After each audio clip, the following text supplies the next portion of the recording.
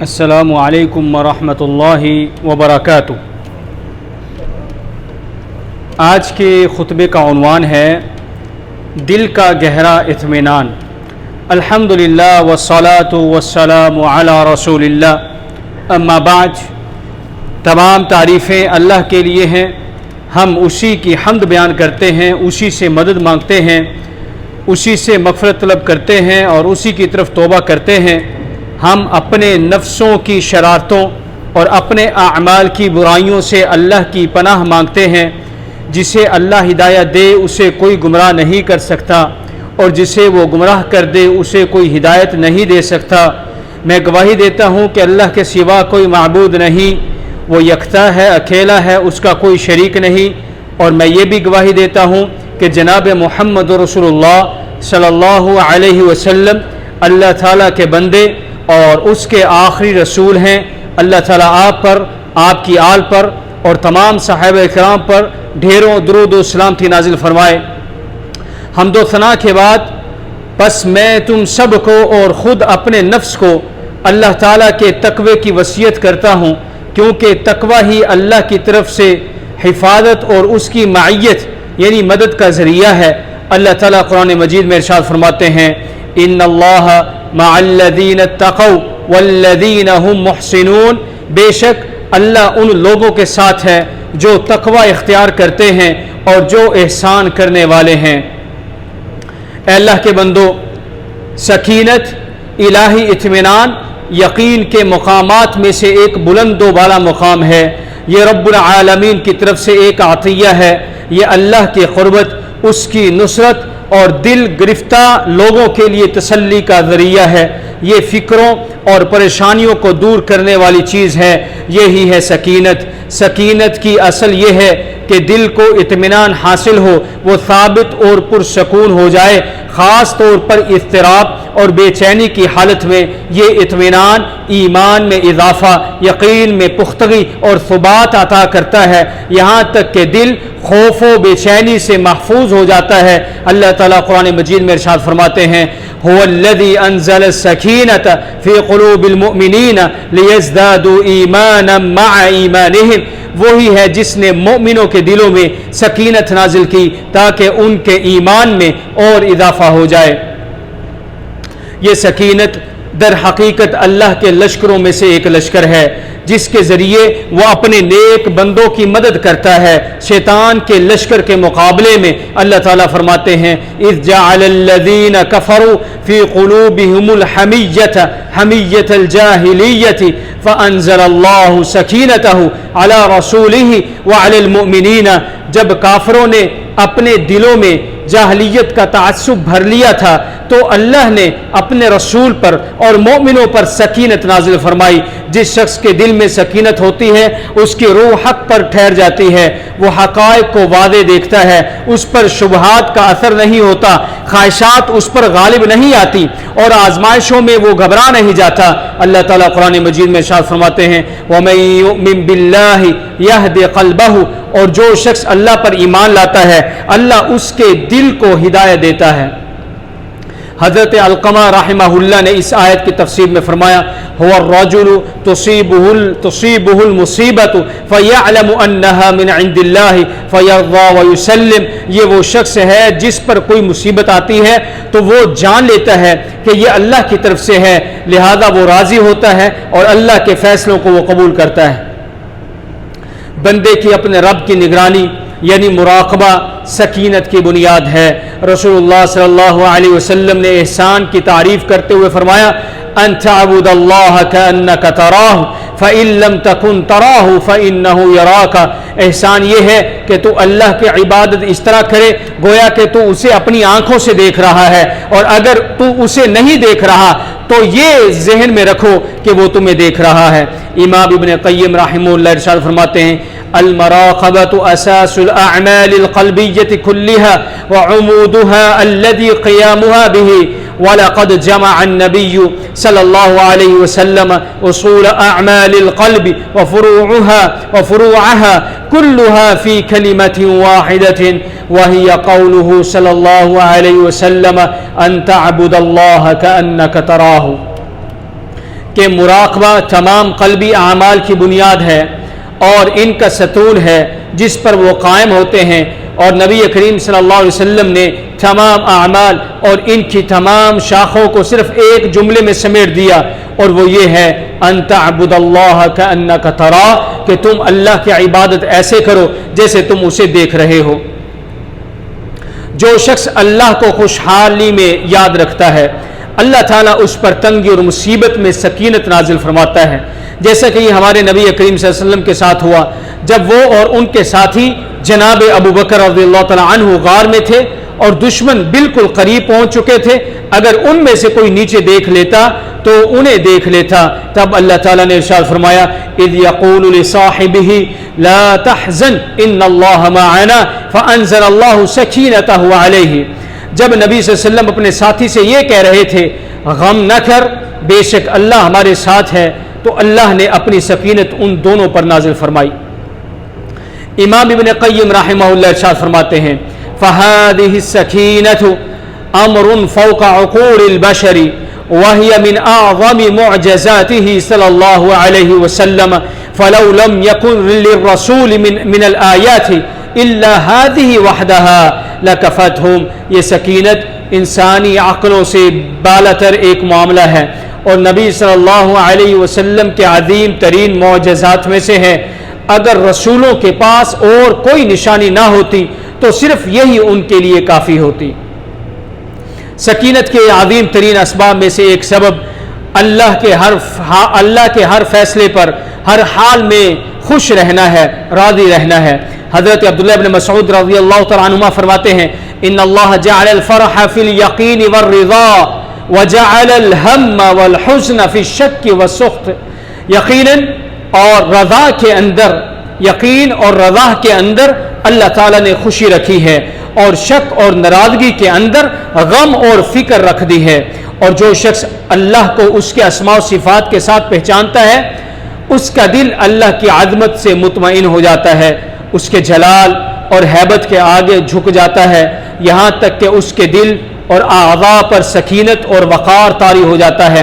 علامہ Saadi رحمہ اللہ ارشاد فرماتے ہیں السکینۃ ہی من نعم اللہ العظیم وہی ما یجعلہ اللہ فی القلوب فی اوقات الشدائد والزلازل مما یثبتها ویسکنها وتکون علی حسب معرفة العبد بربه وثقته بوعده، سکینت اللہ کی عظیم نعمتوں میں سے ایک ہے جو وہ مصیبتوں اور آزمائشوں کے وقت دلوں میں نازل کرتا ہے تاکہ وہ ثابت قدم اور پرسکون رہیں، اور یہ سکینت بندے کی اللہ کی معرفت اور اس کے وعدے پر اعتماد کے مطابق نازل ہوتی ہے۔ سکینت کے اسباب میں سے ایک اہم سبب اسلامی عقیدے سے مضبوطی سے وابستگی ہے۔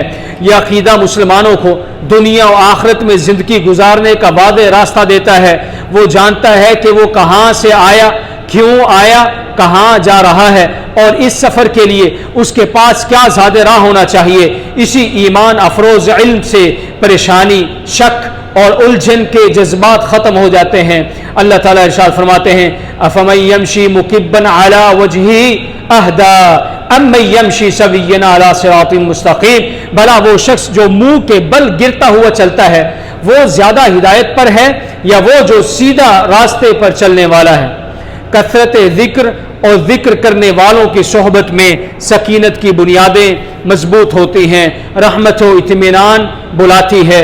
اللہ تعالیٰ فرماتے ہیں الذین آمنوا وتطمئن قلوبهم بذکر اللہ الا بذکر اللہ تطمئن القلوب، جو لوگ ایمان لائے اور جن کے دل اللہ کے ذکر سے اطمینان پاتے ہیں، سن لو اللہ کے ذکر سے دلوں کو اطمینان حاصل ہوتا ہے۔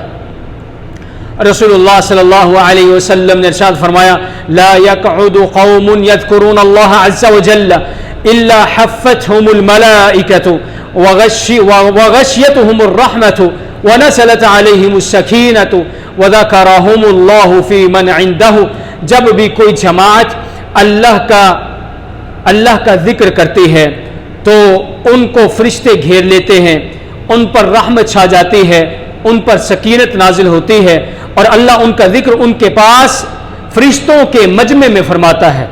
قرآن مجید سکینت کا منبع اور اطمینان کا خزانہ ہے۔ حضرت برا بن عازب رضی اللہ تعالیٰ عنہ بیان کرتے ہیں ایک آدمی سورہ کہف کی تلاوت کر رہا تھا، اس کے قریب ایک گھوڑا بندھا ہوا تھا، اچانک ایک بادل سا نمودار ہوا جو اس کے ارد گرد گھومنے لگا اور گھوڑا گھبرا گیا۔ صبح اس نے نبی اکرم صلی اللہ علیہ وسلم سے یہ واقعہ بیان کیا۔ آپ صلی اللہ علیہ وسلم نے ارشاد فرمایا تلک السکینۃ تنزلت للقرآن، تلک السکینۃ تنزلت للقرآن، یہ سکینت تھی جو قرآن کی وجہ سے نازل ہوئی۔ امام ابن قیم رحمہ اللہ ارشاد فرماتے ہیں کان شیخ الاسلام اذا اشتدت علیہ الامور قرأ آیات السکینۃ وقد جربت قراءة هذه الآيات عند اضطراب القلب فرأيت لها تأثيرا عظيما في سكونه وطمانينته۔ شیخ الاسلام ابن تیمیہ رحمہ اللہ جب سخت حالات میں ہوتے تو آیات سکینت کی تلاوت کرتے، اور میں نے بھی ان آیات کو دل کی بے چینی کے وقت پڑھ کر آزمایا تو ان کے ذریعے دل کو سکون اور اطمینان حاصل ہوا۔ خشوع و خضوع کے ساتھ نماز سکینت و خوشی کے عظیم ترین ذرائع میں سے ہے۔ اتنی تسلی اور راحت کسی چیز سے حاصل نہیں ہوتی جتنی کہ خشوع والی نماز سے حاصل ہوتی ہے۔ رسول اللہ صلی اللہ علیہ وسلم نے فرمایا تھا یا بلال اقم الصلاۃ ارحنا بہا، اے بلال نماز قائم کرو، ہمیں اس کے ذریعے راحت پہنچاؤ۔ مساجد اللہ کے گھر ہیں جہاں اس کا ذکر ہوتا ہے اور ان کے دامن میں سکینت نازل ہوتی ہے۔ رسول اللہ صلی اللہ علیہ وسلم نے ارشاد فرمایا مجتمع قوم فی بیت من بیوت اللہ یتلون کتاب اللہ ویتدارسونہ بینہم الا نزلت علیہم السکینۃ، جب لوگ اللہ کے گھروں میں سے کسی گھر میں جمع ہو کر اللہ کی کتاب کی تلاوت کرتے ہیں اور آپس میں اس کا درس دیتے ہیں تو ان پر سکینت نازل ہوتی ہے۔ سکینت اور امن کے اسباب میں سے ایک عظیم سبب توحید و ایمان کی تکمیل اور شرک و گناہوں سے توبہ ہے۔ اللہ تعالیٰ ارشاد فرماتے ہیں الذین آمنوا ولم يلبسوا ایمانہم بظلم اولئک لہم الامن وہم مہتدون، جو لوگ ایمان لائے اور انہوں نے اپنے ایمان کو ظلم یعنی شرک سے آلودہ نہ کیا، انہی کے لیے امن ہے یعنی سکینت ہے اور وہی ہدایت یافتہ ہیں۔ لہذا ہمیں سکینت یعنی دل کا اطمینان اور ثابت قدمی کی آج کے دور میں اشد ضرورت ہے، خاص طور پر ان وقتوں میں جب فتنوں کے اندھیرے چھا جائیں، جب مستقبل کے بارے میں خوف لاحق ہو، جب مادی اشیاء سے دل چمٹ جائیں اور مختلف فکری و عملی الجھنیں بڑھ جائیں۔ دل میں ایک ایسی وحشت ہے جسے صرف اللہ سے انس و قرب ہی ختم کر سکتا ہے، دل میں ایک ایسا غم ہے جسے صرف اللہ کی معرفت سے حاصل ہونے والی خوشی دور کر سکتی ہے، اور دل میں ایک ایسا اضطراب ہے جسے صرف اللہ کی طرف لوٹ کر ہی سکون حاصل کیا جا سکتا ہے۔ امام ابن قیم رحمہ اللہ ارشاد فرماتے ہیں اللطف الباطن هو ما يحصل للقلب عند النوازل من السكينة وطمانينة وزوال القلق والاضطراب والجزع۔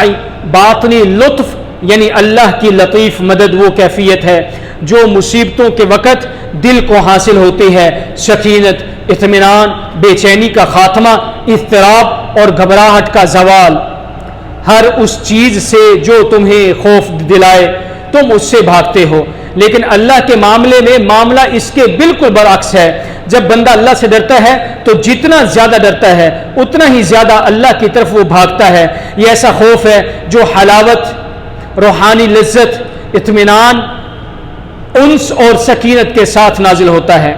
اللہ تعالیٰ ارشاد فرماتے ہیں فَفِرُّوا إِلَى اللَّهِ إِنِّي لَكُم مِّنْهُ نَذِيرٌ مُّبِينٌ وَلَا تَجْعَلُوا مَعَ اللَّهِ إِلَٰهًا آخَرَ إِنِّي لَكُم مِّنْهُ نَذِيرٌ مُّبِينٌ۔